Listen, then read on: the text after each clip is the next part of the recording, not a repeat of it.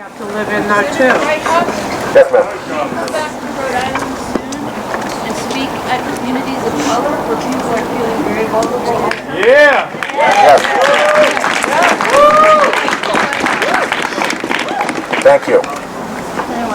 Yeah. So from the inside, are you seeing Republican senators just blindly following the initiatives of Trump, or are you seeing them starting to challenge? So this is a really, really, really, really interesting question. And why don't I just use this as my closer, okay? The question was, what am I seeing from the inside with the Republican senators? Are they really blindly following Trump, or what is going on? What I see is very considerable distaste for Trump among Senate Republicans. Distaste. Blocking website. I see the beginnings of, we're at anxiety right now and heading panicward about what he means for their party and for their re-election. We are seeing, in some cases, real concern about patriotic concern about what he means for our country.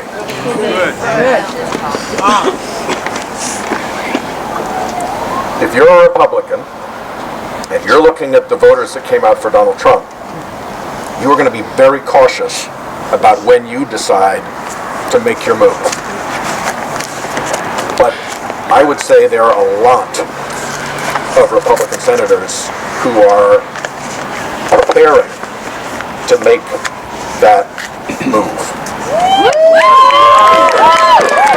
And so if these bad decisions continue, it's not just a question of making our side angry.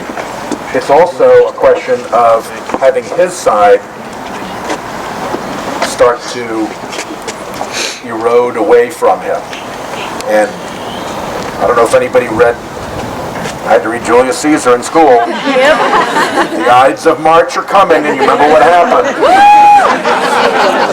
It was the friends that did him in. So I think we're actually fairly close to more people starting to move. John McCain and Lindsey Graham have been very strong on this already, particularly on the national security stuff. They're the reason we got that testimony about the wildly stupid, dangerous, and illegal acts from a Republican in the Armed Services Committee, because they called that witness. So things are coming. I can't use names. It would be counterproductive. But just keep doing what you're doing, and it'll happen. You don't have to. Just keep doing what you're doing. And the other thing, you just gotta watch out. I mean, this now gets into kind of really Washington intrigue. But let's just say you're a Koch brother. And let's just say that you believe that Donald Trump wants to shut off trade, build infrastructure, take away the carried interest exception, and you've already got like a third of the White House of people who come out of your machine. When the time comes and Republicans need to decide whether they're going to stick with Trump or break out the knives, it could easily be the quiet and steady position of the Koch brothers that go for it, guys. Go for it. And that leaves us with Pence. So, you know, this is,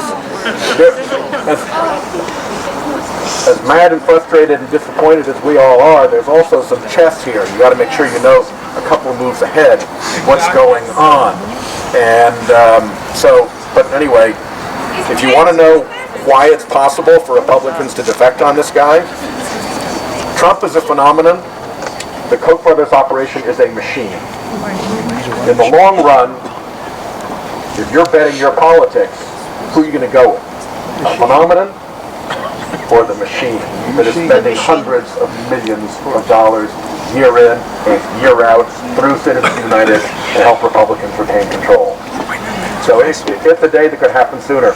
I'm told there's even a 100-day caucus, not quite a caucus, but a 100-day group in the Republican caucus that is debating whether he lasts 100 days. So I have no opinion on whether he does or whether he doesn't, but the fact that that is being talked about is an interesting factoid. All right, it's getting cold. How about you? I'm getting cold.